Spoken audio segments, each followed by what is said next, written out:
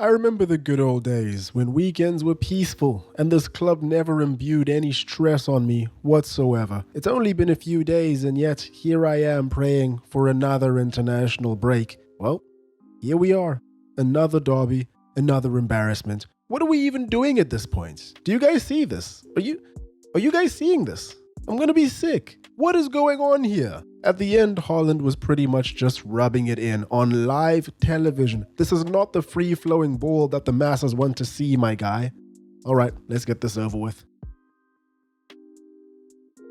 Hello, hope you're doing well. Welcome back. I am traveling at the moment, which is, hence the change of scenery, and there's like some bags in the background and all that. If you guys didn't know, I started this channel, a couple years ago purely as basically just a nostalgia merchant, just really reminiscing on the good old times. And you can probably tell that from the last couple of uploads that have come up on the channel, and I've been having a really good time just going back to the roots. And I don't know why I ever deviated, because the only thing that lay ahead for me is sadness, and this video is probably a good testament to that. By the way, catch those long form videos on Spotify or Apple Music if you want to. Go ahead, give us a follow, it helps a lot. Both of these Manchester teams have been in shaky states since the beginning of the year. Manchester City still don't look like themselves, a bit of a continuation over last season. They've just failed to really get the ball rolling in a lot of ways, and we've seen that in their last Premier League game against Brighton, where just at the final moments they fell apart and things just weren't working out.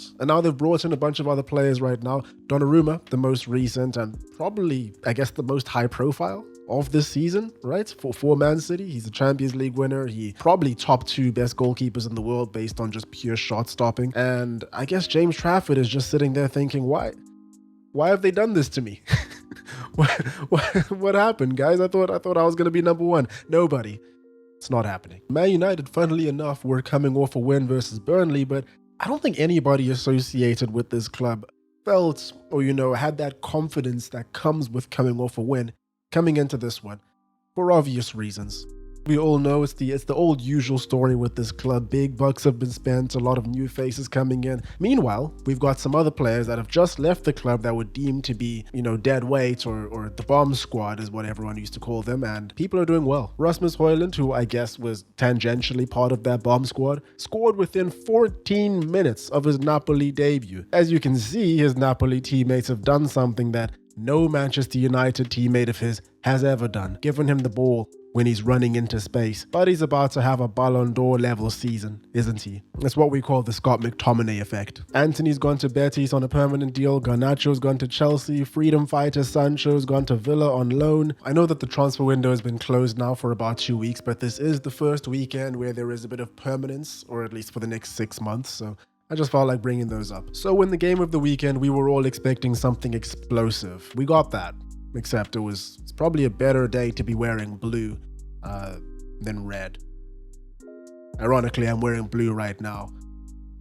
Anyway, there was no Cunha in this game, who I would say has impressed me the most since coming into this team, which I knew was just a bad sign from the beginning. The game actually wasn't that bad in the first 15 minutes or so. I would say it was decently balanced. Of course, City had more of the ball from a possession perspective. That was to be expected, but United was showing some good value for being on the counter and just having that threat, that ever-present threat. Which was, of course, until Jeremy Doku showed up for the first goal, showing exactly what United lacked. A real hunger and desire to unapologetically drive straight towards the goal and use those God-given talents that were given to you as a professional athlete. And it's something that United players are they just don't know how to do most of the time. He just absolutely rinses Luke Shaw and sends him to God knows where. Where is he going? What is Buddy doing? The game is not that way. Foden drifts off to space, leaving Bruno Fernandes to ball watch. I don't know what he's doing either. And he just loves scoring against Man United. A great header, a really well-worked goal from them. I'm not as mad about this one because really that is just individual brilliance there from Doku to set up that chance, and then some really good movement from Foden.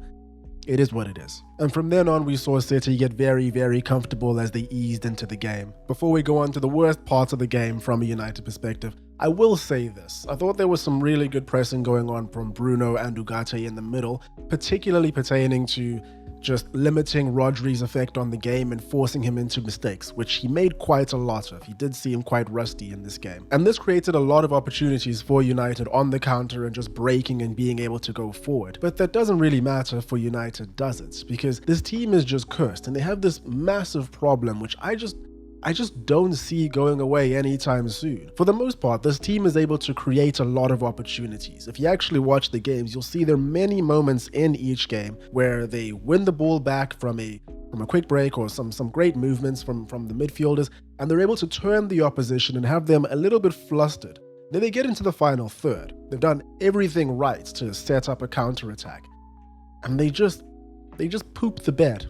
Every single time. There are options to the left, there are options to the right. A player could just go by himself and take a shot forward, and like I said earlier on with Jeremy Doku for the first goal, that undeniable hunger and desire to drive towards the goal, and really that's your final point. United players just don't have that at all, it seems. I don't know if it's systematic, I don't know if it's individual, are they being coached out of this during training? I'm not too sure, because the amount of sideways passing that's going on is just criminal. And the problem with it is that Man City, they really didn't mind United having the ball on the wings, because even though they have 6'5" Benjamin Šeško in the middle, there are no accurate crosses in this team that are able to actually find his head. I think he probably got his head on one ball throughout the entire game, and it was on the edge of the box.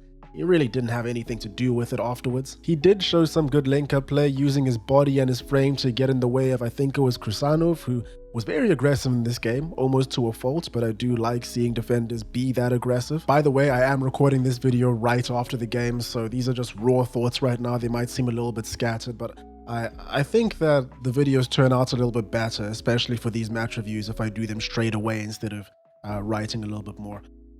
I'm rambling. Let's move on to the second goal. Again, it's a great showing of skill, but it is still just way too easy for City from that throw-in. O'Reilly with a nutmeg on Ugarte, Foden with a bit of a swivel there to get it onto Doku, and then we've just got this massive gap of space over here for the best striker, perhaps in the entire world, to run into. Need I remind all of you that Erling Haaland's worst goal-scoring return in the last 5 years is 22 goals in the Premier League. I'm just reminding all of you of this because very clearly nobody reminded Man United's defense of this. I completely forgot that this was Gianluigi Donnarumma's debut game for Manchester City, because he didn't really have that much to do in this game, did he? United barely had any attempts on goal. I think by the 60th minute they had only done 2, and fair enough, that second attempt was a pretty good attempt by Bryan Mbeumo, a bit of a volley there and a great save forced from Donnarumma. Perhaps this would have been a goal if Edison was between the sticks, but at this point this is just wishful thinking. And then we get to, I guess, one of the last talking points of this game, the point that really just wrapped everything up, even though in my mind it was wrapped up for a long time. That third goal. It was just comical. There's so much about it that's just so unnervingly blood-boiling. City, having basically wrapped up the game, decided to be a little bit deeper and catch United on the counter if it came, which is really not that hard because these people are so sloppy. I think a lot of better, higher IQ midfielders would have seen this pass over here, over to the left to Dorgu. Instead, Ugarte decides to pass to Luke Shaw, who he knows is extremely left-footed, while he's being pressed, knowing that he's going to have to turn inside. Yes, Shaw could have done better when he actually does get the ball, but he's being set up for failure over here. The ball gets snapped up over here, Erling Haaland is on the chase, but no worries because Harry Maguire is able to intercept and kickstop the attack again. Instead, he passes the ball right back to a Man City player, and we have this picture over here. I really don't like this picture over here. In real time, it looked like Maguire was moving in slow motion, while Haaland just had to wait for a second to make sure that he wasn't offside. At this point over here, we have Maguire chasing, and I just know that we are cooked. Again, this is probably the best pure striker on the planet. What do you expect? I'm not even going to do that thing where I go in and check how many goals Erling Haaland has scored against Man United in the Premier League. I know it's a lot. My day is already not going that well, so I'm just going to leave it.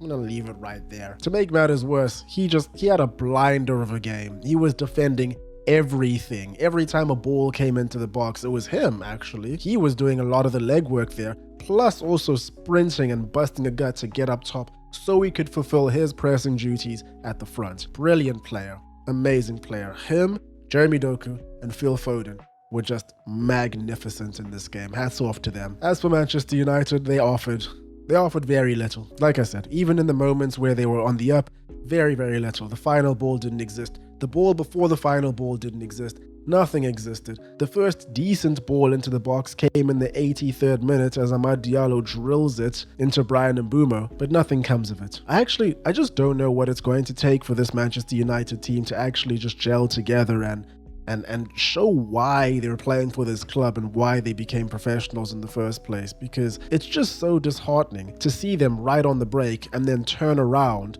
make backwards passes, make sideways passes, not actually be incisive at all, and wait for the opponent to regroup and get every one of their players into the box to defend. Of course, a lot of it needs to be put on Ruben Amorim here. He has just had an abysmal record for United again. I'm not going to do the thing where I just pull up the numbers of how badly United's start to the season has been, how many goals he's conceded since joining United, and all of that stuff. All of that really negative stuff, which I'm definitely not going to pop on screen right now as I'm talking.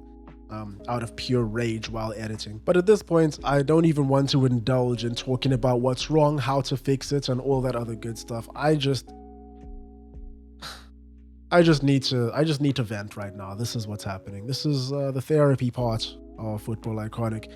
And yeah, we've got Chelsea coming up next, and if Alejandro Garnacho scores against Man United in that game, we're switching to Rugby Iconic. As a matter of fact, from now on, this is how we record videos. And there we have it. By the way, could you guys let me know any suggestions you have in terms of longer form video ideas and what you guys want to see in the future for these deep dives, these half an hour plus videos. I'm really enjoying making them. They're fun to make and much less stressful than talking about this god-awful team. Pop your suggestions in the comments below. I will be looking at them, and you can look forward to more of them, especially towards the end of the year. Where people are staying more indoors because it's getting cold, like my heart towards this team. Who am I kidding? That's never gonna happen. That's all for me today. Hope you guys enjoyed. Hope you're having a great day. Cheers, and I will catch you in the next one.